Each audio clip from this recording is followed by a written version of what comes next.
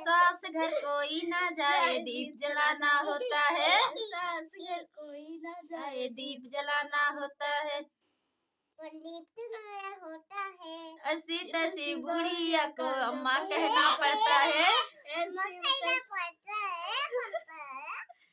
ऐसी तैसी बुढ़िया को अम्मा कहना पड़ता है। सास घर कोई ना जाए दीप जलाना होता है, सास घर कोई ना जाए दीप जलाना होता है, सास घर कोई ना जाए दीप जलाना होता है। गावा सास घर कोई ना जाए, कोई ना जाए दीप जलाना होता है, ऐसी तैसी जेठनी को दीदी कहना पड़ता है, ऐसी तैसी जेठनी को दीदी कहना पड़ता है।